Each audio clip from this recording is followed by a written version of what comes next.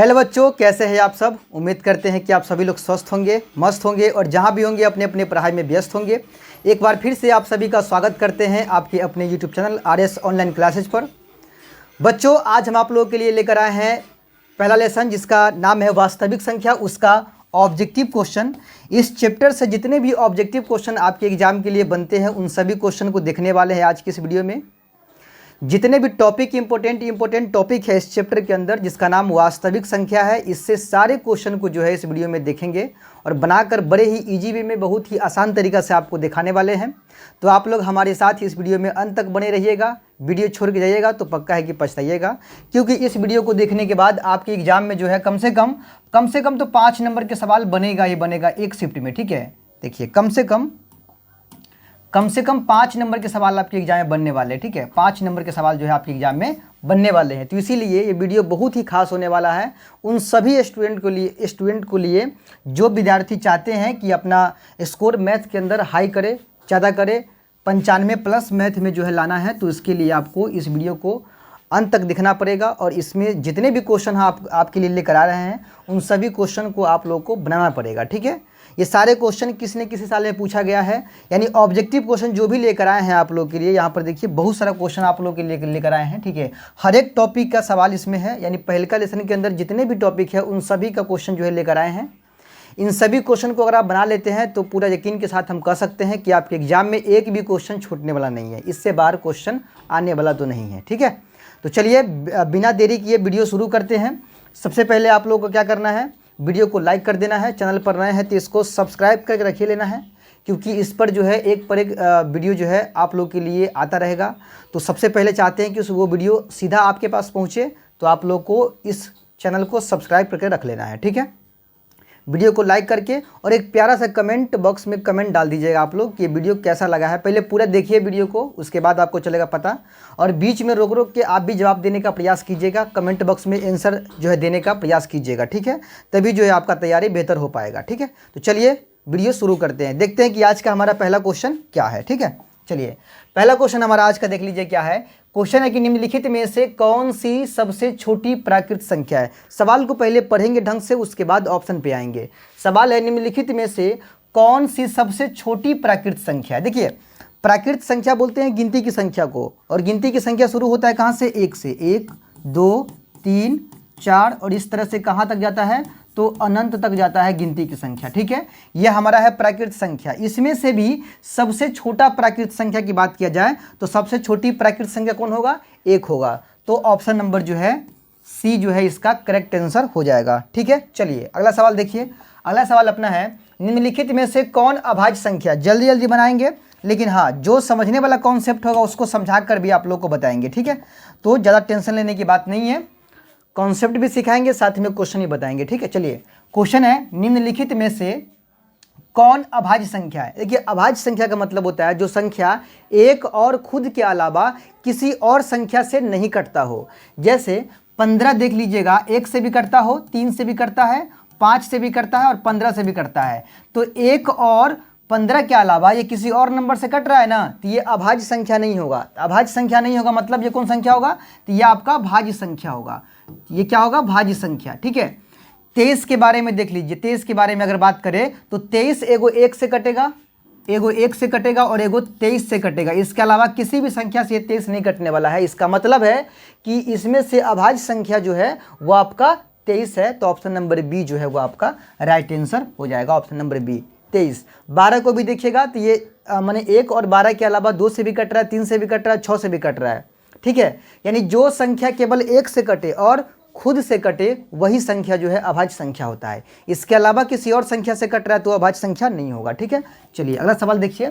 निम्नलिखित में से कौन सा युग्म सह अभाज्य माने सह अभाज्य संख्या का युग्म है। ठीक है, युग्म का अर्थ होता है जोड़ा। क्या होता है, जोड़ा, यानी कि यहाँ पर संख्याओं का जोड़ा दिया गया है 4 जोड़ा। ठीक है, इसमें से कौन सा जोड़ा सह अभाज्य संख्या का जोड़ा है, ये पकड़ना है हमको। ठीक है, पहला जोड़ा में देखिएगा तो 11 और 35 है। क्या है, 11 और 35, 11 और 35 है।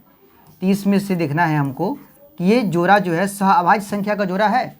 देखिए, सह अभाज्य संख्या का जोड़ा वह संख्या का जोड़ा होता है जिसके जिसका HCF एक आता हो, या ऐसा समझ लीजिए जिनके कॉमन गुणनखंड यानी कॉमन उभयनिष्ठ गुणनखंड एक होता हो। जैसे 11 को तोड़िएगा तो क्या होगा, 11 को तोड़ने पर क्या होता है बताइए। देखिए 11 को तोड़ने पर क्या क्या आता है, देखिए 11 को तोड़िएगा तो क्या होगा, 1 मिनट, 11 को तोड़ने पर जो है क्या क्या आता है वो समझिए। 11 को तोड़ने पर आता है 1 गुना 11, और 35 को तोड़ने पर क्या आता है 1 गुना, ठीक है, 5 सत्ते 35, तो 5 गुना 7 गुना, ठीक है, हाँ ये आता है आपका, ठीक है। अब बताइए 11 के गुणनखंड में और 35 के गुणनखंड में दोनों में कॉमन क्या मिल रहा है, देखिए कॉमन क्या मिल रहा है, तो कॉमन आपका जो मिल रहा है वो 1 मिल रहा है। 1 के अलावा कोई और नंबर है जो दोनों में मिल रहा है, उभयनिष्ठ है, नहीं है। तो इसका मतलब इन दोनों संख्याओं का जो उभयनिष्ठ गुणनखंड है वो क्या है, 1 है। इसका मतलब है हम कह सकते हैं कि ये दोनों संख्या जो है सह अभाज्य संख्या कहलाएगा, ठीक है। माने संख्याओं का ऐसा जोड़ा जिसके उभयनिष्ठ गुणनखंड में 1 आता हो, ठीक है। तो 11 और 35 के जब तोड़ते हैं तो इनके उभयनिष्ठ गुणनखंड में क्या आता है, 1 आता है। बाकी जितने भी नंबर है, देखिए ये ऑप्शन गलत है। यहाँ पर आपको कर लेना है कितना, यहाँ पे आपको 20 कर लेना है, कितना कर लेना है 20, यहाँ पे आपको 20 कर लेना है 20, ठीक है, यहाँ पे आपको 20 कर लेना है। अब यहाँ पर जितने भी ऑप्शन आपको दिख रहा होगा 1 के अलावा, ये सभी ऑप्शन को जब तोड़िएगा ना आप, तो 1 के अलावा कोई और संख्या भी उभयनिष्ठ मिलेगा। जैसे देखिए 18 और क्या है 20 है, इसको तोड़ने पर देखिए 2 तिया 6 तिया 18, और यहाँ पर 20 को तोड़िएगा तो क्या होगा 2 पंचे 10 दूना 20, ठीक है। यहाँ पर 2 आ रहा है, उसके अलावा यहाँ पर 1 है, यहाँ पर भी 1 है। 1 तो दोनों के गुणनखंड में अवे करेगा, साथ में 2 भी आ रहा है, तो इसीलिए ये संख्या जो है सह अभाज्य संख्या का युग्म नहीं कहलाएगा, ठीक है। तो ऑप्शन नंबर ए जो है वो आपका राइट आंसर है। इतना समझ लीजिए ना कि संख्याओं का ऐसा जोड़ा जिसको तोड़ने पर कॉमन गुणनखंड केवल 1 मिलता हो, वही संख्याओं का जोड़ा जो है सह अभाज्य संख्या का जोड़ा कहलाता है। बात क्लियर। अगला सवाल समझिए। सवाल अगला है, सबसे छोटी अभाज्य संख्या और सबसे छोटी भाज्य संख्या का गुणनफल क्या होगा। सबसे छोटी अभाज्य संख्या, देखिए सबसे छोटी अभाज्य संख्या, अभाज्य का मतलब जो संख्या एक और स्वयं के अलावा किसी और से न कटता हो।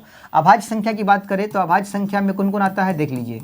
अभाज्य संख्या में आता है आपका 2, 3, 5, 7, 11, ये सब आता है, और भी आगे जाएगा। और भाज्य संख्या की बात किया जाए, भाज्य संख्या की बात किया जाए तो इसमें आता है आपका 4, 6, 8, 9, 10, और ये भी आगे तक जाएगा, ठीक है। अब देखिए इसमें सबसे छोटी पकड़ना है आपको, सबसे छोटा पकड़ना है। देखिए सबसे इसमें छोटा पकड़ना है, तो छोटा इसमें अभाज्य संख्या छोटा की बात किया जाए तो कौन होगा, 2 होगा। और भाज्य संख्या छोटा की बात किया जाए तो कौन होगा सब छोटा, 4 होगा। इसी का क्या पूछा है, गुणनफल पूछा है। सबसे छोटा भाज्य संख्या कौन है, 4, तो 4, और सबसे छोटा अभाज्य संख्या है 2, इन दोनों का गुणनफल कितना हो जाएगा, 8 हो जाएगा। तो ऑप्शन नंबर सी जो है वो आपका करेक्ट आंसर हो जाएगा, ठीक है। चलिए अगला सवाल देखिए। सबसे छोटी पूर्ण वर्ग संख्या जो 16, 20 और 24 तीनों से कटता हो, इसमें से कौन सा पूर्ण वर्ग संख्या है जो 16 से भी कटता है, 20 से भी कटता है और 24 से भी कटता है, ठीक है। पहली बात समझिए, पूर्ण वर्ग क्या होता है। पूर्ण वर्ग वैसी संख्या होता है जो किसी पूर्ण संख्या का वर्ग हो, ठीक है। जैसे 240 तक पूर्ण वर्ग नहीं है, तो ये तो कभी भी आंसर हो नहीं सकता है, ठीक है। उसके बाद पूर्ण वर्ग कौन बचता है, पूर्ण वर्ग एक ये बचता है, एक ये बचता है, ये भी आपका पूर्ण वर्ग नहीं है, पूर्ण वर्ग नहीं है। क्यों, क्योंकि जिसके अंत में जोड़ा 0 रहेगा उसकी पॉसिबिलिटी बनती है कि वो पूर्ण वर्ग हो सकता है। जोड़ा 0 माने 2 0 हो, 4 0 हो, 6 0 हो, तो यहाँ पर तो 1 0 है, तो इस हिसाब से ये आंसर हो ही नहीं सकता है, ठीक है। 3 गो ऑप्शन बचता है, ये तीनों में लास्ट में 2 2 0 है। अब 2 0 है तो इसका मतलब ये नहीं कि 2 0 है तो वो पूर्ण वर्ग होवे करेगा, इसके अलावा भी देखना पड़ेगा ना आपको। 2 0 को छोड़ के क्या बचता है, यहाँ पे 16 बचता है, 16 एक पूर्ण वर्ग है। चलो ये एक बन सकता है आंसर। यहाँ देखिएगा 36 बचता है 2 0 के अलावा, तो ये भी बन सकता है आंसर।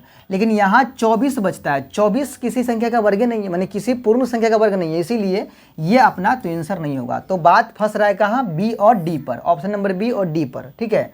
सवाल में कह रहा है 16 से भी कटे, 20 से भी कटे और 24 से भी कटे, ठीक है। अभी दोनों में से कोई एक ही आंसर होगा जो 16 से भी कटेगा, 20 से भी कटेगा और 24 से भी कटेगा। देखिए 16 से कट जाएगा तो बिल्कुल कटेगा 16 से, 20 से कटेगा तो 20 से भी कट जाएगा, 24 से ये क्या कटेगा ये देखना पड़ेगा, 24 से कटेगा कि नहीं कटेगा 1600, 24 से ये 1600 कटता है कि नहीं कटता है। देखिए 24 चौका 96, 24 पंचे 120, ठीक है।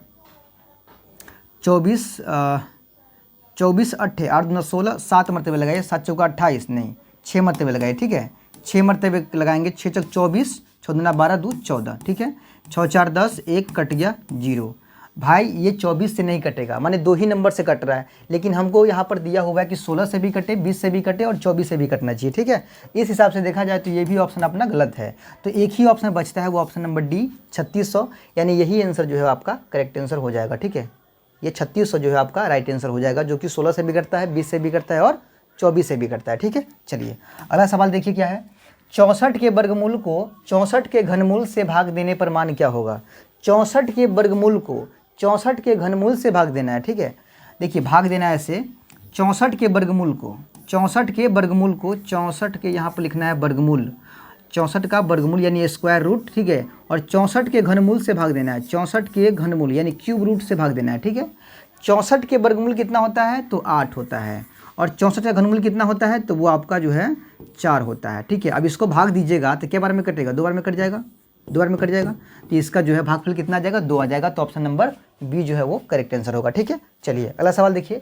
सवाल है 144 के गुणनखंड में, अभाज्य गुणनखंड में 2 का घातांक कितना होगा। 2 का घातांक 144 के अभाज्य गुणनखंड करना है, 144 को तोड़ना है यहाँ पे, और 2 से ही केवल तोड़ना है, क्योंकि 2 का घातांक पूछा है ना, तो 2 से तोड़ेंगे यहाँ पे।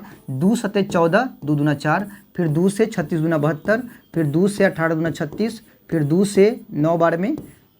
अब यहाँ पर 9 टूटेगा, 2 से है ये नहीं, 3 से टूटेगा, है ना। अब देखना है आपको ये है कि 2 कितनी बार आ रहा है, 1 2 3 4 बार आ रहा है, ठीक है। यानी 2 का घातांक पूछा है 144 के गुणनखंड में, तो कितना होगा 2 का घातांक, तो 1 2 3 4 होगा, यानी जो है सी जो है राइट आंसर होगा, ठीक है। 2 4 मरतबा आ रहा है, इसीलिए इसका राइट आंसर जो है 4 हो जाएगा, ऑप्शन नंबर सी, ठीक है। अगला सवाल देखिए। सवाल है 234 के अभाज्य गुणनखंड में 3 का घातांक क्या होगा। 234 के अभाज्य गुणनखंड में 234 के अभाज्य गुणनखंड करना है, वो भी केवल 3 से। क्यों 3 से करना है, क्योंकि यहाँ पर 3 का घातांक पूछा है। चलिए 3 से काटते हैं, यहाँ पे 3 से 3 सत्ते 21, 3 अट्ठे 24, ठीक है।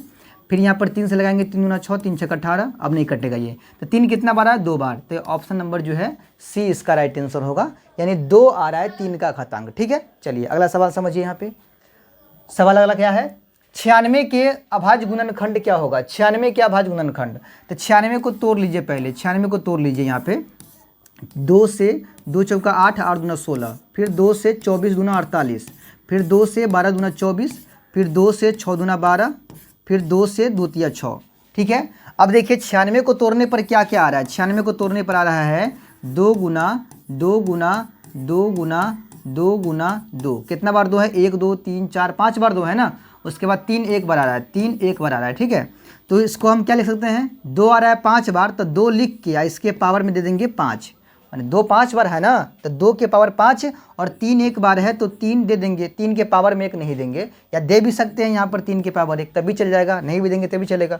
अब ये देखना ये है, सवाल क्या पूछा है, 96 के अभाज्य गुणनखंड क्या होगा। तो 96 के अभाज्य गुणनखंड भाई साहब ये होगा। अब मिला लीजिए ऑप्शन से कि कौन सा ऑप्शन मिल रहा है, तो ऑप्शन नंबर सी जो है वो आपका मिल रहा है, ठीक है। ये अपना राइट आंसर हो जाएगा। क्लियर बात। चलिए अगला सवाल समझिए। सवाल है 5005 के कितने अभाज्य गुणनखंड होंगे। 5005 को हम कितने अभाज्य संख्या से तोड़ सकते हैं। 5005 को, ठीक है। चलिए देखते हैं तोड़ के, 5 से तोड़ते हैं, तो 5 एकम 5 0 0, फिर 5 एकम 5, ठीक है। अब तोड़ते हैं इसको 7 से, 7 इकाई 7, ठीक है। 3 0 30, 7 चौका 28, 2 1 21, 7 तिया 21, ठीक है। अब तोड़ेंगे 11 से, 11 इकाई 11, 14 में से 11 गया, कितना बचेगा 3 बचेगा, 3 पर 3 33, 11 तिया 33, यानी ये 4 अलग अलग नंबर निकल के आ रहे हैं, चारों अभाज्य संख्या है, 5 7 11 और 13। यानी कह सकते हैं कि 5005 को जब तोड़ेंगे ना, माने अभाज्य गुणनखंड करेंगे, तो 4 अलग अलग अभाज्य संख्या आ सकता है, ठीक है। तो बोल सकते हैं कि इसके कितने अभाज्य गुणनखंड हो सकते हैं, तो 4 अभाज्य गुणनखंड हो सकते हैं। बात समझ में आ गया। चलिए अगला सवाल समझिए क्या है। यदि 156 बराबर 2 के पावर x गुने 3 के पावर y गुने 13 के पावर z हो, तो x जोड़ y जोड़ z का मान क्या हो जाएगा। मैंने ऐसे लिखा है, 156 को यहाँ सवाल में तोड़ के दिया है कितना, 2 के पावर x दिया है, गुने 3 के पावर y दिया है, गुने 13 के पावर दिया है z। तो हमसे पूछा है कि कि ये जो x है ना, x, ये x का मान जोड़ y का मान जोड़ z का मान, यानी तीनों के मान का योगफल क्या होने वाला है, ये पूछा है सवाल। ठीक है, देखिए ये सवाल तोड़ के दिया हुआ है 156 को।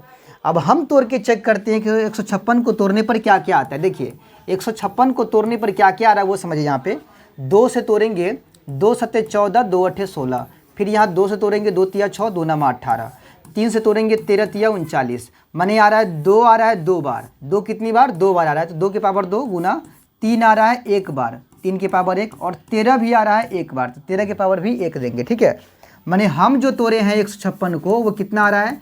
2 के पावर 3 आ रहा है गुना 3 के पावर 2 के पावर 2 आ रहा है। ठीक है, 2 के पावर 2 आ रहा है गुना 3 के पावर 1 आ रहा है गुना 13 के पावर भी 1 आ रहा है। बात क्लियर है? अब हमको समझना ये है इसमें कि 2 आ रहा है 2 बार, 3 आ रहा है 1 बार, 13 आ रहा है 1 बार। तो यहाँ लिखा है 2 के पावर कितना? x लिखा है। तो 2 के पावर जब x लिखा है यानी x का मान जो है किसके बराबर होगा? x का मान जो है अपना 2 के बराबर होगा। ये 2 जो है ना, 2 देखिए ये 2 जो है ये x के बराबर, ये जो 1 है ये अपना y के बराबर, और ये जो 1 है ये z के बराबर होगा। बात समझ में आ गया? तो मान किसका पूछा है? x जोड़ y जोड़ z का मान पूछा है, यानी x का मान 2 हो गया, y का मान 1 हो गया, z का मान 1 हो गया। तो कहने का मतलब x जोड़ y जोड़ z का मान होगा 2 + 1 + 1, यानी 4 आंसर होगा। यानी इसका जो है राइट आंसर होगा 2 + 1 बोले तो 4 आंसर होगा। तो ऑप्शन नंबर जो है ए करेक्ट आंसर हो जाएगा। बात समझ में आ गया? चलिए अगला सवाल समझिए। सवाल है 45 तथा 60 का मौसा क्या होगा? 45 और 60 का मौसा पूछ रहा है ना, तो चलिए 45 और 60 का मौसा निकाल लेते हैं। 45 और 60 का मौसा बोले तो HCF। 45 को तोड़िएगा तो क्या बार में, मतलब कैसे टूटेगा? 3 से 15 बार में, 3 से फिर 5 बार में। ठीक है, और 60 को तोड़ेंगे तो क्या होगा? 2 से 30 बार में, फिर 2 से 15 बार में, 3 से 5 बार में। ठीक है, इसका HCF पूछा है ना भाई, HCF पूछा है। चलिए HCF कौन होता है? तो जो दोनों के गुणनखंड में कॉमन पकड़ाएगा। चलिए क्या क्या पकड़ा रहा है भाई? 3 पकड़ा रहा है, ले लीजिए। इसके अलावा फिर एगो 5 पकड़ा रहा है, ले लीजिए। कितना होगा गुना करने पर? 15। यानी 60 और 45 का जो HCF होगा वो कौन होगा? 15 होगा। तो राइट आंसर जो है ऑप्शन नंबर ए हो जाएगा। बात समझ में आ गया? चलिए अगला सवाल समझिए। संख्याएं 12, 15 और 21 का मौसा क्या होगा? मौसा ही पूछा है, लेकिन यहाँ पर 3 नंबर दिया हुआ है। ये सभी सवाल पूछे हुआ है। ठीक है, 12, 15 और 21 का। पहले 12 को तोड़ लेते हैं 2 से 6 बार में, 2 से 3 बार में। ठीक है, छोटा नंबर है तो वैसे तोड़ लेते हैं। 15 को 3 पंचे 15 और 21 को 3 सत्ते 21। ठीक है, HCF पूछा है ना। चलिए लिखते हैं, यहाँ 3 नंबर है यानी 3 संख्या है। 3 संख्या का HCF निकालने के लिए तीनों के गुणनखंड में हमको कॉमन मिलाना पड़ेगा, यानी देखना पड़ेगा कि यहाँ पर 3 है, यहाँ पर भी 3 है, यहाँ पर भी 3 है, तो ये 3 ले लेंगे। 3 के अलावा कोई मिल रहा है तीनों में? देखिए तीनों में मिलेगा वही लेंगे हम। ठीक है, तो यहाँ 3 के अलावा कोई नहीं मिल रहा है, तो ऑप्शन नंबर ए जो है वो आपका राइट आंसर हो जाएगा। ठीक है, चलिए अगला सवाल समझिए। लिखा है कि 6x के पावर 4y तथा 12xy का महत्तम समापवर्तक होगा, इनमें से कौन होगा? ठीक है, देखिए एक संख्या है 6x के पावर 4y और एक संख्या है 12xy। ठीक है, इन दोनों का मौसा पूछा है। अरे महत्तम समापवर्तक का मतलब वही हुआ मौसा। ठीक है, तो पहले इसको तोड़ लीजिए। 6x के पावर 4y को तोड़िए पहले। ठीक है, तोड़िएगा तो क्या होगा? 2 गुना 3। 6 को तोड़ने पर क्या होगा? 2 गुना 3। x के पावर 4 को तोड़ेंगे तो कितना बार होगा? x गुना x गुना x गुना x, माने 4 बार x होगा, और गुना y भी एगो है तो y। अब यहाँ पर तोड़िए 12 को। 12 को तोड़ेंगे तो 2 दूना 4 तिया 12। ठीक है, और x गुना y है तो x गुना y कर देंगे। ठीक है, अब इसका HCF हमको चाहिए, तो HCF कौन होता है? जो दोनों के गुणनखंड में मिलता है। कौन कौन मिल रहा है? 2 मिल रहा है, 2 ले लेंगे, फिर गुना। इसके बाद 3 मिल रहा है तो फिर 3 ले लेंगे, फिर गुना। एक को x मिल रहा है तो वो ले लेंगे, x ले लेंगे, फिर गुना। एक y मिल रहा है तो वो ले लेंगे y। ठीक है, अब सब में गुना कर देंगे। सब में गुना करिए, कितना हुआ? 3 दूना 6 और x में y से गुना करेंगे तो xy। 6xy जो है वो आपका राइट आंसर होगा, ऑप्शन नंबर डी। ठीक है, इसका HCF क्या हो जाएगा? 6xy। क्लियर है बात? चलिए अगला सवाल समझिए। सवाल है 2 लगातार संख्याओं का मौसा क्या होगा? 2 लगातार संख्याओं का मौसा हमेशा 1 होता है, याद रखिएगा। 2 लगातार संख्या का मतलब होता है 1 2 3 4। ये है 2 लगातार, मतलब लगातार संख्या ये हुआ। अब यहाँ से कोई भी 2 संख्या को उठा लीजिएगा, लेकिन लगातार उठाइएगा, लगातार, जैसे 1 2 या 2 3 या 3 4। ठीक है, तो इसका HCF निकालिएगा ना तो हमेशा एक ही आएगा। लेकिन अगर वही पूछ दे सवाल ऐसे कि दो लगातार सम संख्या का HCF क्या होगा, तो वो हमेशा 2 होगा। कैसे? दो लगातार सम संख्या, एगो 2 4 6 8 10, ये सब क्या है? ये सब सम संख्या है। इसमें से कोई भी लगातार 2 को उठाइएगा ना सम संख्या, जैसे कि 8 10 या फिर 4 6 या फिर 6 8, लगातार 2 को सम संख्या आपको उठाना है, ठीक है। और उसका HCF निकालिएगा तो हमेशा याद रखिएगा 2 आएगा। 2 लगातार सम संख्या का HCF हमेशा 2 होता है। और 2 लगातार सीधा संख्या कहेगा या प्राकृत संख्या कहेगा तो उसका HCF जो है हमेशा कितना आता है? 1 आता है। 2 लगातार विषम संख्या का मौसा कहेगा तो हमेशा 1 आता है। 2 लगातार विषम का HCF पूछेगा तो वो हमेशा 1 आता है, याद रखिएगा, ठीक है। 2 संख्याओं का या 2 से अधिक संख्याओं का माने अभाज्य संख्याओं का मौसा वो हमेशा 1 आता है, याद रखिएगा, ठीक है। 2 या 2 से अधिक अभाज्य संख्याओं का अगर मौसा पूछेगा ना तो वो हमेशा 1 आता है, याद रखना है आपको, ठीक है। 2 लगातार विषम संख्याओं का पूछेगा तो उसका भी HCF कितना आता है? वो भी 1 आता है। 2 लगातार सम संख्या का पूछेगा HCF, सम संख्या का पूछेगा लगातार सम संख्या का 2 आता है। 2 लगातार प्राकृत का पूछेगा तो वो 1 आता है। ये सभी बातें आपको ध्यान रखना है। सभी क्वेश्चन अभी तक जो है एग्जाम में कभी न कभी पूछे हुआ है, ठीक है। चलिए क्वेश्चन है 2 लगातार संख्याओं का मौसा कितना होगा भाई? तो 2 लगातार संख्याओं का मौसा वो आपका 1 हो जाएगा, ठीक है। चलिए अगला सवाल समझिए। सवाल है 2 लगातार सम संख्याओं का मौसा क्या होगा? तो सम संख्या है तो भाई 2 आंसर होगा, ठीक है। चलिए अगला सवाल समझिए। सवाल है 2 लगातार विषम संख्याओं का, तो वो 1 हो जाएगा। 2 लगातार विषम संख्याओं का मौसा 1 हो जाएगा, ठीक है। अगला सवाल समझिए। सबसे छोटी भाज्य संख्या तथा सबसे छोटी अभाज्य संख्या का मौसा कितना होगा? सबसे छोटी भाज्य संख्या, सबसे छोटी भाज्य संख्या भी बताए थे। सबसे छोटी भाज्य संख्या 4 होता है, ठीक है। और सबसे छोटी अभाज्य संख्या वो आपका 2 होता है, ठीक है। इनका मौसा कितना होगा, माने HCF क्या होगा, ठीक है। 2 से लगाइए ना 4 में, 2 से लगाइए 4 में, 2 दूना 4, कट गया ना। इसका मौसा कितना होगा? तो 2 ही हो जाएगा, ठीक है। तो ऑप्शन नंबर जो है बी करेक्ट आंसर होगा, ठीक है। चलिए अगला सवाल समझिए। सवाल है यदि P और Q 2 अभाज्य संख्याएं हैं तो उनका मौसा क्या होगा? देखिए 2 अभाज्य संख्या है, 2 अभाज्य संख्या है तो उनका मौसा क्या होगा? तो 2 अभाज्य संख्या का मौसा या 2 से अधिक अभाज्य संख्या दिया रहेगा तो उसका मौसा हमेशा 1 आता है, याद रखिएगा, ठीक है। चलिए अगला सवाल समझिए। यदि A और B 2 अभाज्य संख्या, यहाँ पर भी वही है, 2 अभाज्य संख्या है तो उनका लॉसा, अब यहाँ पूछ रहा है लॉसा, तो 2 अभाज्य संख्या का मौसा 1 होता है लेकिन लॉसा उसका गुणनफल होगा। क्या होगा? उसका गुणनफल। जैसे मान के चलिए 3 और 5 ये दोनों अपना क्या है? अभाज्य संख्या है। इनका अगर हम HCF निकालते हैं, इनका HCF निकालते हैं तो वो 1 होगा, लेकिन इनका LCM यदि निकालते हैं ना, LCM निकालते हैं तो इन दोनों संख्या का गुणनफल हो जाएगा। बोले तो 3 गुने 5 यानी 15 आंसर आएगा, ठीक है।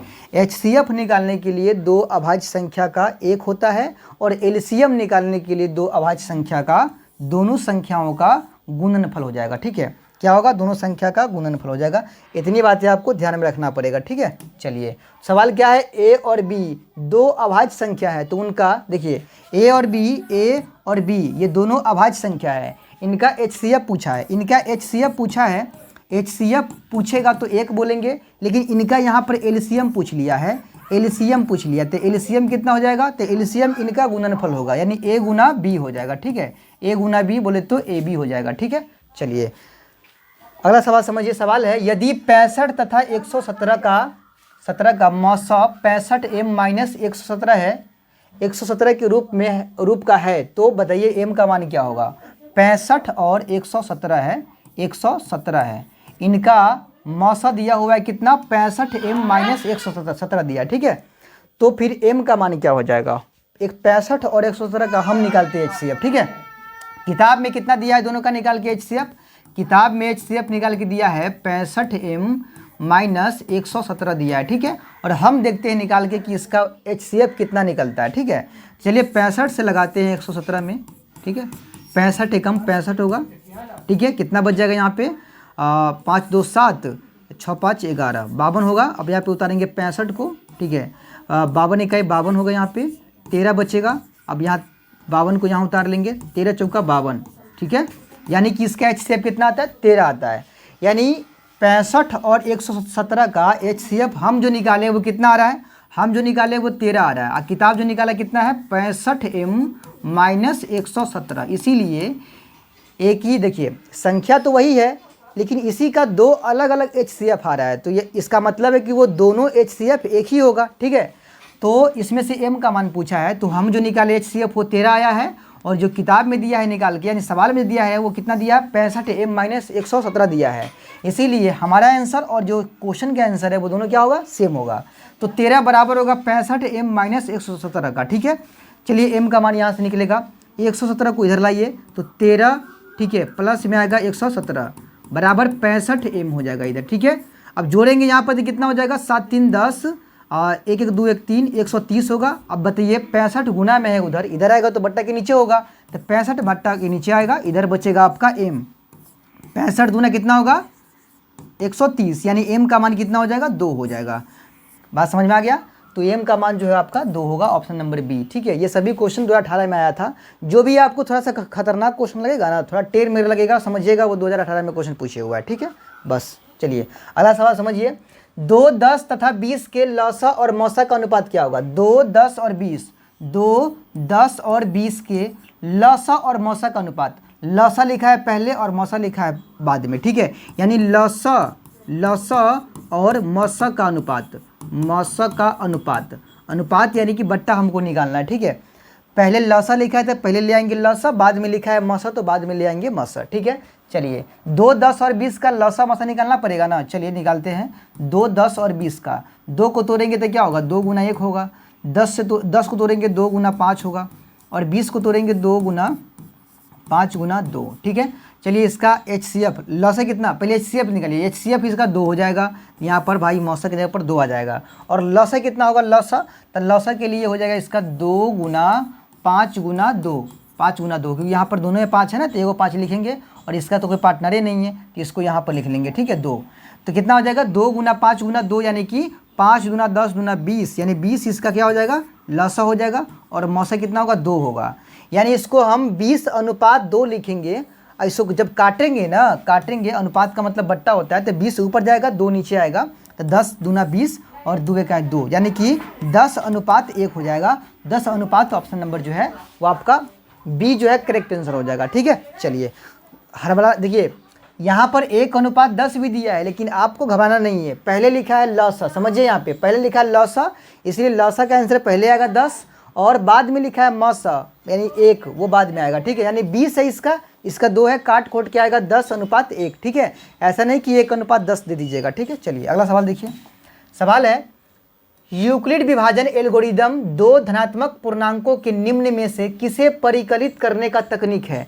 यानी कि हम लोग जो पढ़े थे ना यूक्लिड विभाजन प्रमेय, a बराबर b q plus r, a बराबर बी क्यू प्लस आर, ये जो तकनीक है ये तकनीक किसे निकालने का तकनीक है, तो ये तकनीक है मौसा निकालने का, यानी HCF ज्ञात करने का तकनीक है। ठीक है, तो ऑप्शन नंबर जो है बी वो करेक्ट आंसर होगा। ठीक है, चलिए अगला सवाल समझिए। सवाल है यदि भाग एल्गोरिदम a बराबर बी क्यू प्लस आर में b बराबर 43 है, q बराबर 31 है, r बराबर 32 है, तो बताइए a का मान क्या होगा। देखिए a बराबर बी क्यू प्लस आर में, a बराबर बी क्यू प्लस आर में यहाँ पर दिया हुआ है, किससे किसका मान दिया है भाई, b का मान दिया है 43, q का मान दिया है 31, r का मान दिया है 32, तो आपसे पूछा है किसका मान, a का मान। तो चलिए a बराबर क्या होता है बी क्यू प्लस आर होता है ना, चलिए मान रखते हैं। b का मान कितना है, तो वो आपका 43 है, गुना q का मान कितना है, तो वो 31 है, अब प्लस r का मान आपका 32 है।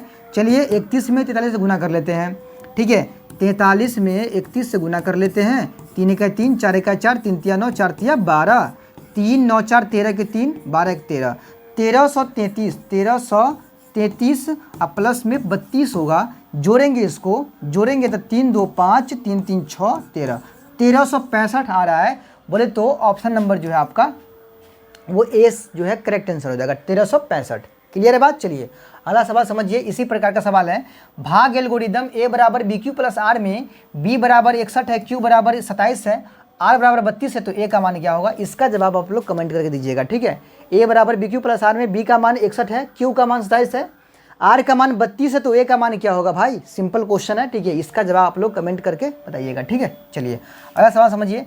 सवाल है 130 बराबर 15 गुने 8 प्लस 10 एवं 15 बराबर 3 गुने 5 प्लस सॉरी 5 गुने 3 प्लस 0 हो तो मौसा 130 और 15 बराबर क्या होगा। देखिए समझिएगा, 130 को तोड़ने पर क्या आता है, 15 गुने 8 प्लस 10 आता है, ठीक है। और वहीं 15 को तोड़ने पे क्या आता है, 5 गुने 3 प्लस 0 आता है। तो 130 और 15 का HCF क्या होगा, इसका HCF क्या हो जाएगा। तो HCF कौन होता है, तो लास्ट वाले लाइन में जो होता है ना B का मान वही ना होता है HCF, यानी 5 इसका जो है वो राइट आंसर होगा, ऑप्शन नंबर बी, ठीक है। अगला सवाल समझिए।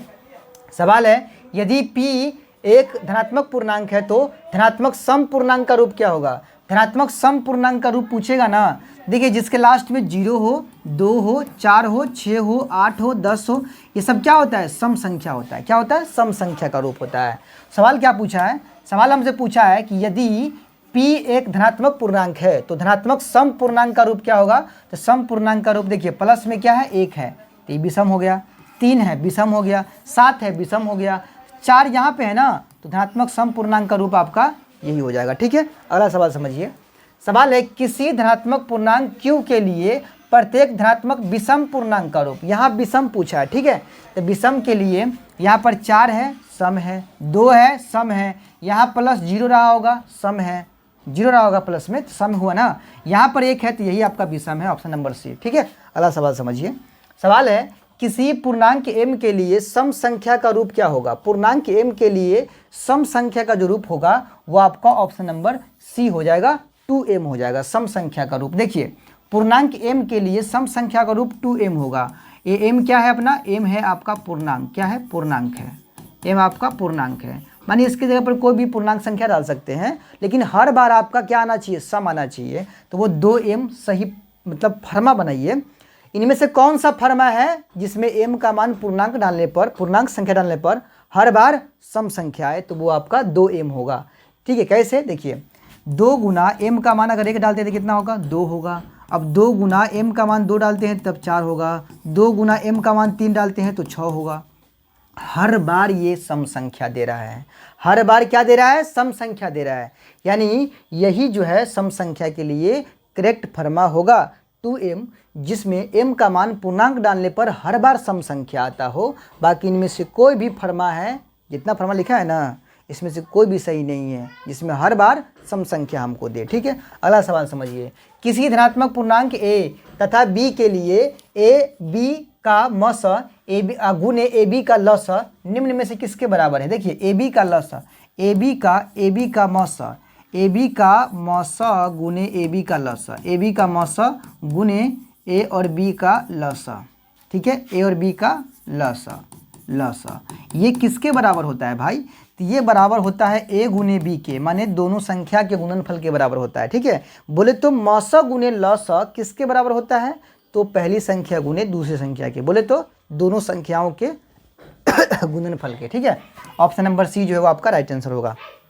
अगला सवाल देखिए, दो संख्याओं a और 18 का लसा 36 है तो a का मान क्या होगा। देखिए दो संख्या में से एक को दिया है a और एक को दिया 18, माने एक संख्या a तो a दिया है, दूसरा संख्या को b बोलते हैं तो वो मान लीजिए 18 दिया है, ठीक है। माने दोनों संख्या में से एक को दिया है a, एक को दिया 18, तो एक संख्या को हम a बोलते हैं, एक संख्या को b बोलते हैं, ठीक है। तो a का मान तो a हो गया, b का मान हो गया 18 और इसका लसा दिया है कितना, लसा दिया हुआ है कितना 36 दिया है।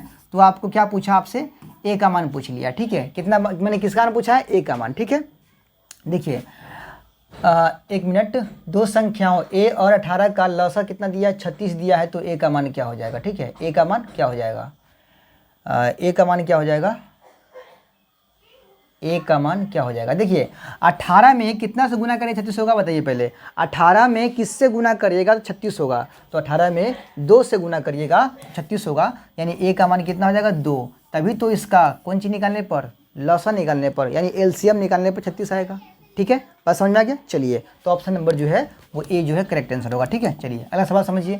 दो संख्याओं का मौसा 27 है एवं लसा 162 है। दो संख्याओं का मौसा 27 है, यानी HCF कितना है 27 है और LCM कितना है, तो वो आपका 162 है।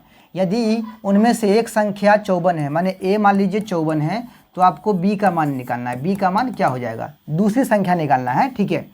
तो आपको पता होना चाहिए दूसरी संख्या बराबर क्या होता है, HCF गुने LCM, HCF गुने LCM बट्टा पहली संख्या माने A।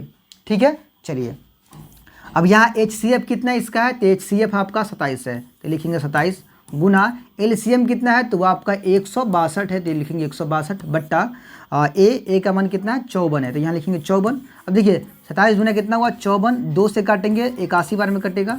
ठीक है, यानी 81 जो है वो आपका राइट आंसर होगा, ऑप्शन नंबर डी। ठीक है, अगला सवाल समझिए। सवाल है निम्नलिखित में से कौन सा परिमेय संख्या है। अब यहाँ से आते हैं हम लोग परिमेय अपरिमेय के ऊपर। निम्नलिखित में से कौन सा परिमेय संख्या है, तो परिमेय कौन होता है, जो रूट के बाहर आ जाए, जो रूट के बाहर आ जाए। ठीक है, चलिए अब यहाँ लिखा हुआ है पहला ऑप्शन जो दिख रहा है, ये लिखा हुआ है अंडर रूट 1/144। ठीक है, ऑप्शन नंबर बी जो लिखा है वो लिखा है अंडर रूट 50/500। क्या लिखा है 50/500। ऑप्शन नंबर सी जो है वो आपका सीधा रूट में 32, और ऑप्शन नंबर डी जो है वो आपका है 5 जोड़ रूट 5। ठीक है, देखिए 144 लिखा है 1/144। सवाल क्या पूछा, परिमेय कौन होगा। 1 का वर्गमूल 1 के होता है, यानी रूट के बाहर 1 निकल के आएगा। 144 के बदले रूट के बाहर 12 निकल के आएगा, क्योंकि 12 का वर्ग होता है 144। ठीक है, तो इसका मान निकल के कितना आता है 1/12 आता है। तो बताइए ये रूट के बाहर आ गया ना 1/12 के रूप में, तो यही आपका क्या है परिमेय संख्या है, ऑप्शन नंबर ए।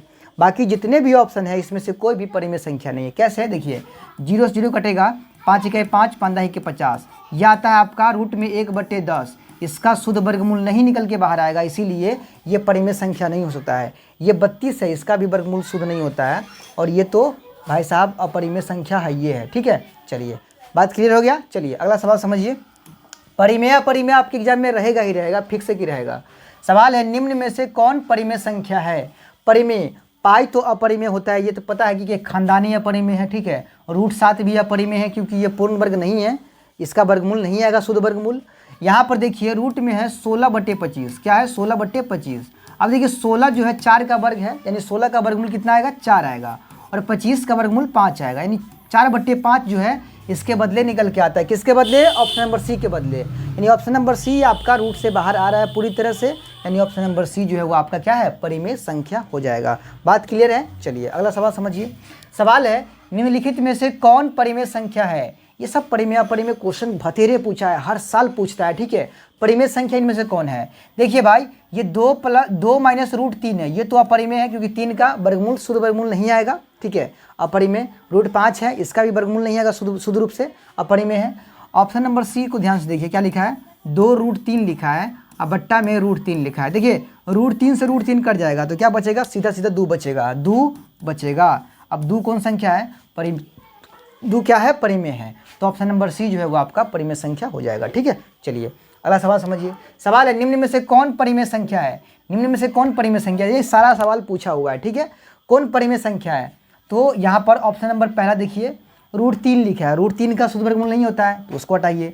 यहाँ पर देखिएगा क्या लिखा है, ये वाला ऑप्शन नंबर बी 2√2 अब बट्टा में √2, ये √2 कट गया, तो क्या बचेगा, सीधा 2 बचेगा, सीधा 2 बचेगा। 2 आपका रूट के बाहर आया है ना, ये कौन संख्या कहलाएगा, परिमेय कहलाएगा, तो ऑप्शन नंबर जो है बी वो करेक्ट आंसर हो जाएगा। ठीक है, चलिए अगला सवाल समझिए। सवाल है निम्नलिखित में से कौन परिमेय संख्या है। ये सब परिमेय संख्या वाला क्वेश्चन सब है। ठीक है, इसका जवाब आप लोग दे भी सकते हैं, नहीं तो इसको बता देते हैं। चलिए यह रूट में ये पूरा लंबा सा रूट लगा हुआ है सब पे। ठीक है, समझिएगा ज़रा, ये क्वेश्चन देख लीजिए 2023 से पूछा हुआ है। यहाँ पे लिखा है, यहाँ पे जोड़ लीजिए 36 और 64 कितना होगा, रूट में 100 हो जाएगा। सबको हम जोड़ सकते हैं क्योंकि सब अंदर में है। 25 कितना हो जाएगा, रूट में 50 हो जाएगा, कितना होगा 50 हो जाएगा यहाँ पे। ठीक है, और यहाँ पे देखिए 49 कितना होगा, रूट में 98 होगा, 98, और यहाँ पे कितना हो जाएगा 36 गुना 72 हो जाएगा। ठीक है, कितना हो जाएगा 72, यहाँ पे आपका 72 होगा। देखिए 100 का वर्गमूल कितना आएगा, 10 आ जाएगा, लेकिन 50 का शुद्ध वर्गमूल होबे नहीं करेगा ना, 98 का शुद्ध वर्गमूल होबे नहीं करेगा, 72 का भी शुद्ध वर्गमूल नहीं होगा, यानी ऑप्शन नंबर ए जो है वो आपका परिमेय संख्या होगा, यही राइट आंसर है। ठीक है, बहुत सारा स्टूडेंट 25 देख के कहेगा 2 25 के बदले को 25 बाहर आ गया, तो ऑप्शन नंबर बी मार देगा। घबराना नहीं है, स्थिर दिमाग करके आंसर देना है। ठीक है, चलिए अगला सवाल समझिए। सवाल नंबर अगला, निम्न में से कौन अपरिमेय संख्या नहीं है। अब देखिए यह क्या पूछा है, अपरिमेय संख्या नहीं है, माने परिमेय यहाँ पर भी ढूंढना है, यहाँ पर भी आपको परिमेय ही ढूंढना है। ये तो आपको अपरिमेय दिख रहा है क्योंकि यहाँ पर क्या लिखा है, √3 परिमेय न होगा, अपरिमेय होगा। ये भी आपका अपरिमेय है, यहाँ √3 √5 ये भी अपरिमेय है। तो ऑप्शन नंबर डी ही बचता है जो कि अपरिमेय नहीं है। कैसे देखिए, रूट में 12 बट्टा रूट में 3 है ना। अब यहाँ पर अंदर से अंदर, रूट के अंदर से रूट के अंदर कटता है, 3 इकाई 3, 3 चौका 12, यहाँ बच गया √4, यहाँ बच गया √1, तो 4 का वर्गमूल 2 और यहाँ पर 1, यानी सीधा सीधा इसका आता है 2। और 2 रूट के बाहर है ना, तो ये परिमेय होगा, यानी अपरिमेय संख्या नहीं है। तो ऑप्शन नंबर डी जो है वो अपरिमेय नहीं है बल्कि परिमेय संख्या है। अगला क्वेश्चन देखिए, सवाल है निम्न में से कौन अलग है। अलग मतलब देखिए, 4 गो में से 3 गो एक जैसा होगा, 1 गो अलग होगा। यहाँ पर 3/5, 3/5 क्या होता है, परिमेय होता है। ये यहाँ पे लिखा है रूट में 16/4, रूट में 16/4 लिखा है। 16 का वर्गमूल कितना होगा भाई, 4, और 4 का वर्गमूल 2 हो जाएगा, तो ये भी परिमेय है। यहाँ पर देखिएगा तो यहाँ लिखा है रूट में 2/5 लिखा है, ये अपरिमेय संख्या क्या है, ये अपरिमेय, परिमेय नहीं है। मतलब 2 गो परिमेय निकला, ये अपरिमेय। और तीसरा क्या लिखा है, तीसरा लिखा है 25/9, ये भी तो परिमेय है ना। तो 4 गो ऑप्शन में से 3 गो ऑप्शन परिमेय वाले जाति का है, 1 गो ऑप्शन अपरिमेय वाले जाति का, माने 1 गो अलग है। तो ऑप्शन नंबर सी जो है सही होगा। क्या पूछा है, कौन अलग है, तो ऑप्शन नंबर सी जो है वो आपका अलग है। ठीक है, अगला सवाल समझिए। सवाल है √3 एक है, क्या है √3, तो √3 आपका अपरिमेय संख्या है। क्या है, अपरिमेय संख्या। ठीक है, चलिए अगला क्वेश्चन देखिए। सवाल है √2 कौन है भाई, तो √2 भी अपरिमेय संख्या है। अगला सवाल समझिए, 22/7 क्या है। देखिए पाई एक अपरिमेय संख्या है, पाई क्या है, अपरिमेय, पाई एक अपरिमेय संख्या है। लेकिन पाई का जो मान होता है ना 22/7, ये औपचारिक मान है 22/7, ये आपका परिमेय संख्या होता है। ऐसा मत समझिएगा कि यदि पाई अपरिमेय है तो पाई का जो मान है 22/7 ये आपका परिमेय हो जाएगा, गलत बात। अगर पाई अपरिमेय है तो 22/7 परिमेय होगा। क्यों, क्योंकि ये इसका औपचारिक मान है, माने केवल माना आता है 22/7, रियल मान नहीं है पाई का, इसीलिए 22/7 आपका परिमेय कहलाएगा। बात क्लियर है। चलिए, तो 22/7 क्या होगा, परिमेय संख्या होगा। अगला क्वेश्चन देखिए, सवाल है रूट में देखिए, रूट में कितना लिखा है, 64/81, 64/81 है, प्लस में रूट में 16/9 लिखा है। ठीक है, ये क्या है बताइए। देखिए 64 का वर्गमूल कितना होगा, 8 होगा, और 81 का वर्गमूल 9 हो जाएगा, प्लस 16 का हो जाएगा आपका 4, और यहाँ पर 9 का आ जाएगा 3। तो बताइए ये सभी रूट के बाहर की संख्या है, और रूट की बाहर की संख्या क्या कहलाता है, रूट की बाहर की संख्या परिमेय कहलाता है। ठीक है, यानी ये आपका जो है परिमेय संख्या होगा। बट्टा पर के जोड़ करने की कोई जरूरत है नहीं, वैसे कर भी सकते हैं आप, लेकिन रूट के बाहर आ गया ना, यानी परिमेय संख्या हो गया। बात समझ में आ गया। चलिए अगला क्वेश्चन देखिए, सवाल है 6 + √125, क्या लिखा है, 6 + √125, 125। ठीक है, ब्रैकेट माइनस 3 जोड़ √5 प्लस 1 - 4 √5, ये कौन सा नंबर है। ठीक है, 4 का ऑप्शन दिया हुआ है। ये सवाल 2024 में पूछा हुआ है। ठीक है, चलिए यहाँ पर 6 + 125 को तोड़ने से क्या होगा, 125 को तोड़ने पर क्या होता है, 5 × 5 × 5। ठीक है, यह आएगा 2 5 के बदले 1 5 और 1 5 अंदर में रहेगा, यानी कि इसको लिख सकते हैं 5 √5, इसको हम लिखेंगे 5 √5, सॉरी हाँ ठीक है 5 √5। उसके बाद माइनस कौन दे लीजिएगा, तो माइनस प्लस माइनस में 3, अब माइनस प्लस माइनस में √5। ठीक है, और यहाँ प्लस में 1 है, और माइनस में 4 √5 है। ठीक है, चलिए इसको हटा दीजिए, इस वाले ब्रैकेट को हटा दीजिए। ठीक है, हटा दीजिए ब्रैकेट को, इसका कोई काम नहीं है अब। ठीक है, हटा देंगे हम। देखिए यहाँ पे क्या लिखा हुआ है, अब जोड़िए यहाँ पे 6 और 1 7, ये बिना रूट वाला है, तो 6 कितना हुआ, 7 हुआ, और 3 माइनस में है, और ये तीनों अपना एक पार्टनर है, तब 5 √5 प्लस में है, 5 √5 प्लस में है, और माइनस में है 1 √5 4 √5, तो माइनस में हुआ 5 √5। ठीक है, ये दोनों घट गया आपका, 5 √5 प्लस में भी है, 5 √5 माइनस में भी है, घट के 0 आ जाएगा, इसका कहानी खत्म हो गया। 7 में से 3 गया, बच गया 4। तो 4 कौन संख्या है बताइए, परिमेय है, अपरिमेय है, वास्तविक है, या इनमें से कोई नहीं है, तो ये आपका परिमेय है। देखिए क्वेश्चन सीधा सीधा नहीं पूछ रहा है, अब क्वेश्चन को घुमा फिरा के पूछ रहा है। ठीक है, मरोड़ रहा है, मतलब एग्जामिनर जितना तगड़ा क्वेश्चन सेट करना वो चाह रहा है, उस हिसाब का क्वेश्चन सेट कर रहा है। ठीक है, जितना हो सके क्वेश्चन घुमाता है फिराता है तब क्वेश्चन डालता है। ठीक है, सीधा सीधा क्वेश्चन नहीं आता है कि पाई कौन संख्या बताइए, पहले आता था क्वेश्चन। ठीक है, लेकिन अब क्वेश्चन ऐसा नहीं डालता है। चलिए सवाल समझिए। अगला सवाल है संख्या 2.13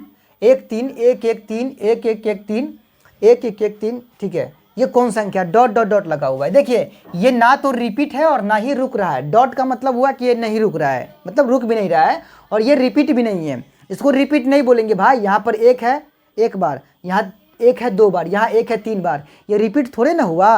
रिपीट का मतलब हुआ कि यहाँ एक है एक बार, तो आगे भी एक ही बार होना चाहिए था, ठीक है, लेकिन ऐसा नहीं है, तो रिपीट नहीं है। यानी कह सकते हैं कि ये ना तो रिपीट हो रहा है और ना ही रुक रहा है। तो ऐसे नंबर को हम क्या बोलेंगे, याद रखिएगा, अपरिमेय संख्या। देखिए ये रूट के बाहर तो है, रूट के बाहर तो है, लेकिन ना तो पॉइंट के बाद रुक रहा है ना ही रिपीट कर रहा है, तो ऐसे नंबर को अपरिमेय बोलेंगे। बाकी सभी नंबर परिमेय होता है, ठीक है। चलिए अगला सवाल समझिए।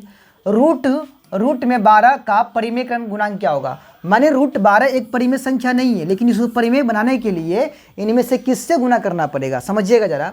12 को तोड़िए तो क्या होता है, 12 को तोड़िए, 2 दूना 4 तिया 12। देखिए 2 को 2 के बदले तो 1 2 बाहर आएगा, लेकिन ये 3 का जोड़ा नहीं मिल रहा है, तो रूट 3 एगो और आता ना, माने इसमें रूट 3 से गुना करते तब ये पूरी तरह से परिमेय बन जाता, ठीक है। तो ऑप्शन नंबर ए जो है वो सही होगा। यानी रूट 12 में गुना करना पड़ेगा रूट 3 से, तो हो जाएगा आपका रूट 36, और 36 का वर्गमूल 6 निकल के आता है। तो ऑप्शन नंबर ए जो है वो आपका करेक्ट आंसर हो जाएगा। बात समझ में आ गया। क्वेश्चन क्या पूछा था कि रूट 12 का परिमेयकरण गुणांक क्या होगा, माने परिमेय बनाने के लिए किससे गुना करना पड़ेगा भाई, तो ऑप्शन नंबर ए रूट 3 से, ठीक है। अगला सवाल समझिए। दो परिमेय संख्याओं के बीच अधिकतम कितने परिमेय संख्या हो सकती है। कितना बार क्वेश्चन रिपीट किया देख लीजिए। दो परिमेय संख्याओं के बीच अधिकतम कितने परिमेय संख्या हो सकती है, तो अधिकतम पूछे या न्यूनतम पूछे, अनगिनत होता है, ठीक है। दो परिमेय संख्याओं के बीच अनगिनत परिमेय संख्या हो सकता है। अगला क्वेश्चन समझिए।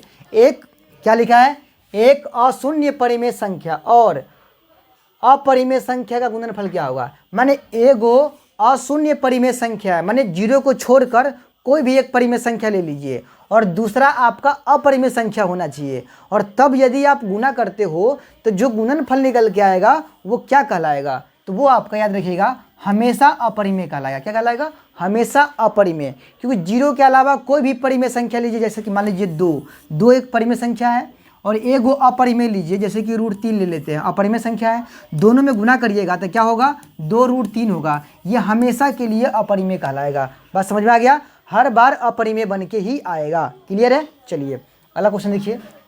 सवाल है दो अपरिमेय संख्या, यहाँ पर 2 गो अपरिमेय संख्या दिया है। एगो दिया है 3 जोड़ रूट 5, 3 प्लस रूट 5 दिया है, और एगो दिया है आपका 3 माइनस रूट 5, 3 माइनस रूट 5। इसका गुणनफल क्या होगा, इसका गुणनफल क्या होगा। देखिए यहाँ पर गुना करना है दोनों में, तो गुना कर लीजिए ना, दोनों में सेम है ना, तो ए प्लस बी इंटू ए माइनस बी का कॉन्सेप्ट लगा लीजिए। ए प्लस बी इंटू ए माइनस बी में क्या होता है, ए स्क्वायर माइनस बी स्क्वायर। ए बोले तो 3 का स्क्वायर, और माइनस बी बोले तो रूट 5 का स्क्वायर, ठीक है। 3 का वर्ग 9, और माइनस रूट 5 का वर्ग सीधा 5, 4 बच जाएगा यहाँ पर, ठीक है।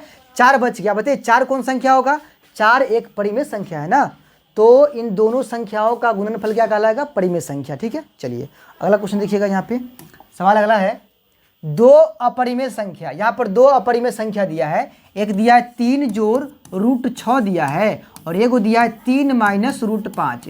सवाल पिछले वाले सवाल की तरह ही है, जैसा ये सवाल था ना वैसा ही सवाल ये भी है।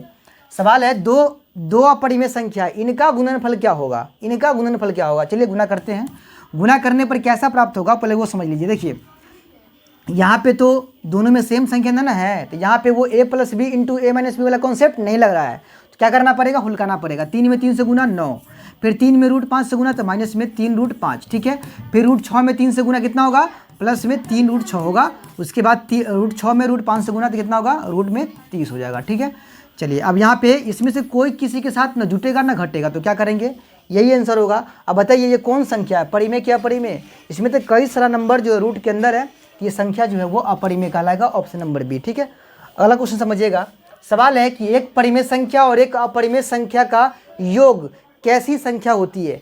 एक परिमेय संख्या और एक अपरिमेय संख्या का योग कैसी संख्या होती है। जैसे एक परिमेय संख्या 2 और एक अपरिमेय संख्या रूट 3, इनके बीच में जोड़ का चिन्ह दीजिएगा, तो ये पूरा नंबर जो बन के आएगा वो कैसा नंबर बन के आएगा, तो ये आपका बन के आएगा अपरिमेय संख्या। ऑप्शन नंबर बी जो है वो करेक्ट आंसर होगा, ठीक है। याद रखना है आपको, एक परिमेय संख्या और एक अपरिमेय संख्या का योगफल या अंतर पूछे वो हमेशा अपरिमेय संख्या ही कहलाता है, ठीक है। चलिए अगला सवाल देखिए। सवाल है 2 तथा 2.5 के बीच की अपरिमेय संख्या कौन है। इसमें से देखिए चारों अपरिमेय है, लेकिन इनमें से किसका मान 2 और 2.5 के बीच आता है ये देखना पड़ेगा ना। √11 का मान अगर निकालिएगा आप तो वो 3 से भी ज़्यादा हो जाएगा, 3 से भी ज़्यादा हो जाएगा, तो ये तो गलत ऑप्शन है। 12.5 का निकालिएगा तो इसका भी 3 से ज़्यादा हो जाएगा। 2.25 का निकालिएगा ना तो ये तो देखिए होना चाहिए क्या, 2 और 2.5 के बीच में होना चाहिए ना, 2 और 2.5 के बीच का होना चाहिए, ना तो 2 से कम होना चाहिए ना 2.5 से ज़्यादा होना चाहिए, ठीक है, इनके बीच का होना चाहिए। इस हिसाब से देखा जाए तो ऑप्शन नंबर सी भी गलत है। क्यों?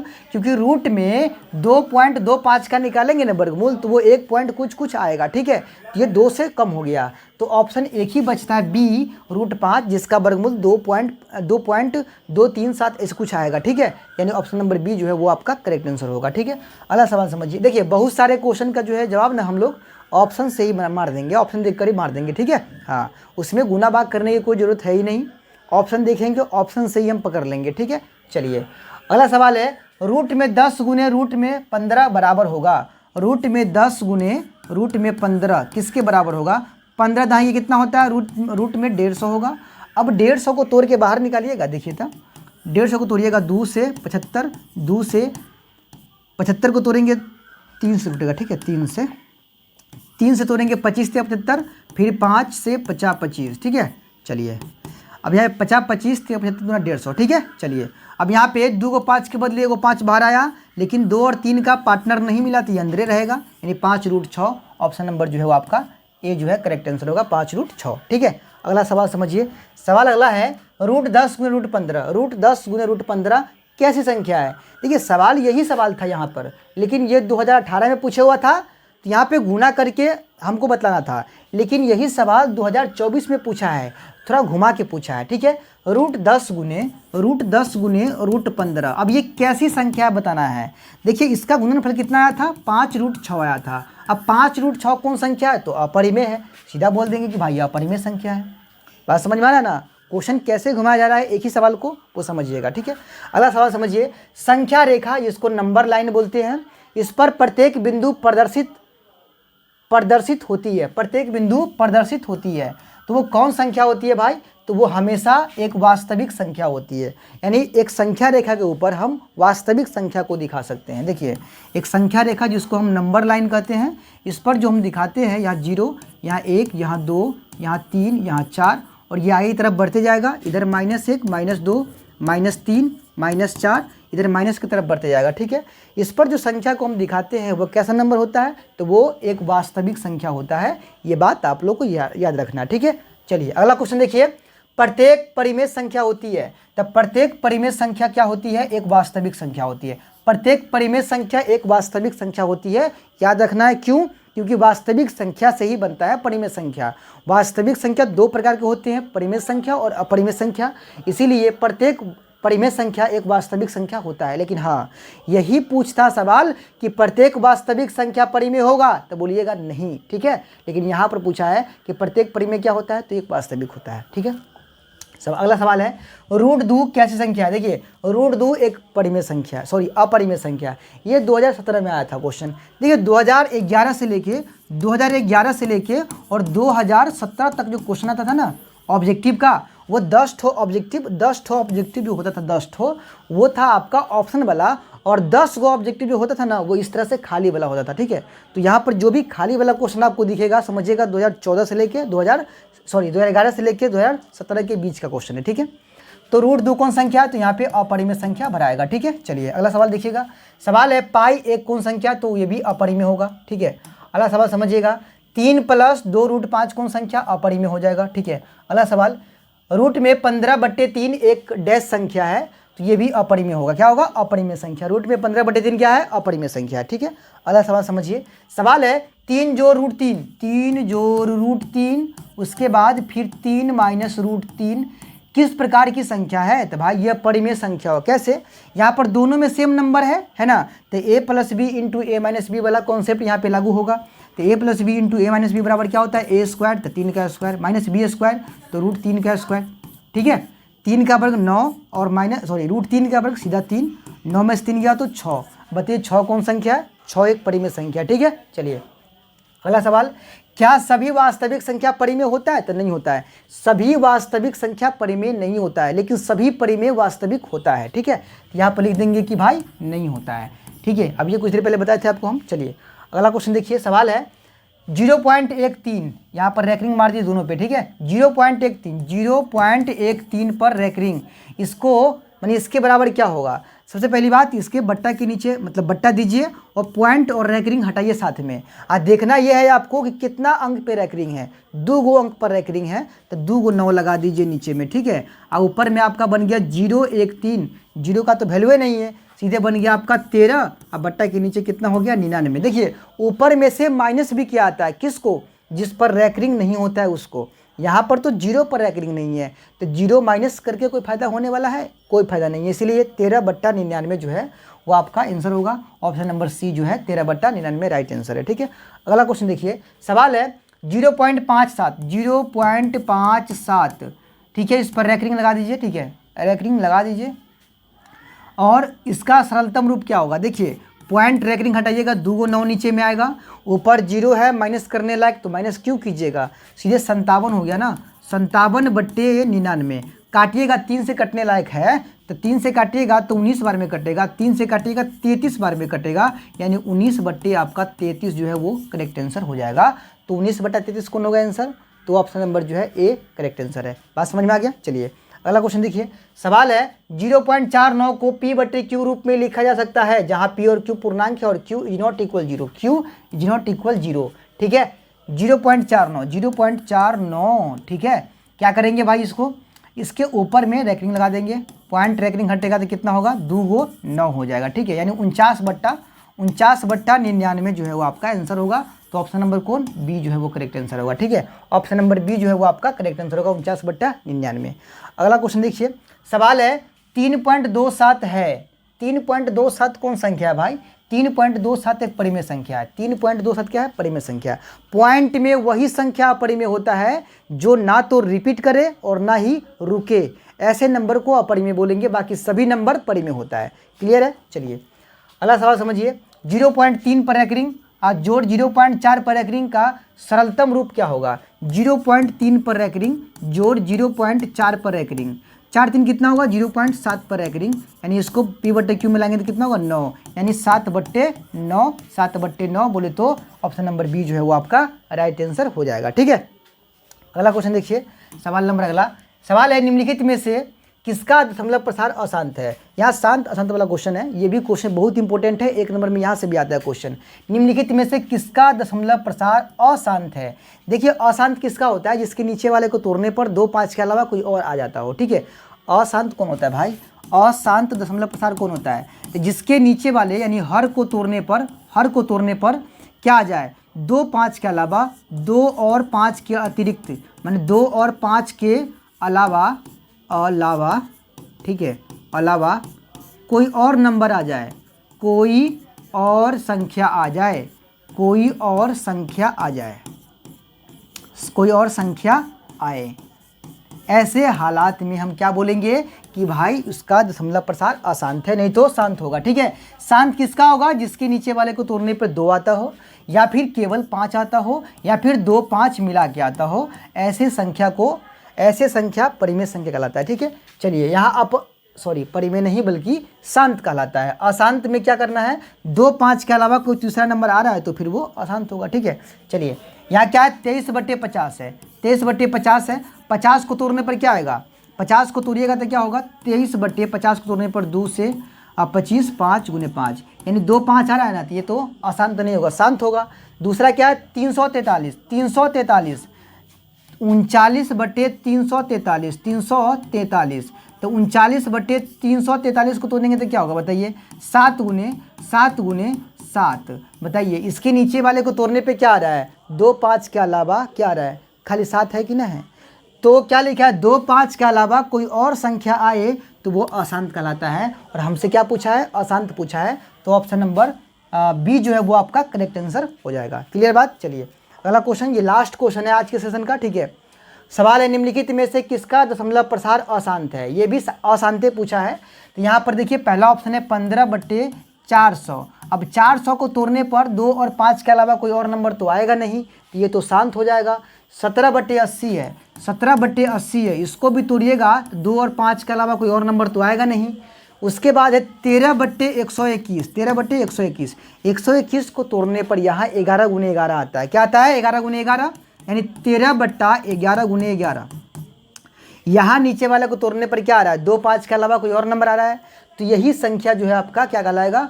अशांत कहलाएगा। ठीक है, बात समझ में आ गया? तो शांत अशांत से आपके एग्जाम में पक्का है कि क्वेश्चन एक नंबर में बनेंगे। ठीक है, तो आज का जो है आज हम लोग जो है लगभग 70 क्वेश्चन हम लोग जो है पढ़े हैं आज की इस वीडियो में। ठीक है, और हमें पूरा उम्मीद है कि आज की इस वीडियो से ही आपके एग्जाम 2026 में सारे क्वेश्चन ऑब्जेक्टिव का इस लेसन से बनने वाला है। इससे बाहर एक भी क्वेश्चन जो है नहीं आएगा, ये पूरा मुझे उम्मीद है। ठीक है, तो चलिए, वीडियो पसंद आया है तो इसको लाइक कर दीजिएगा। कैसा लगा है अपना राय जो है कमेंट बॉक्स में डालिएगा। ज़्यादा से ज़्यादा दोस्तों को शेयर कीजिएगा, उन सभी दोस्तों को जिनका मैथ कमज़ोर है, जो चाहता है मैथ में बेहतर करे। ठीक है, तो चलिए मिलते हैं जल्द अगले वीडियो में, तब तक के लिए जय हिंद।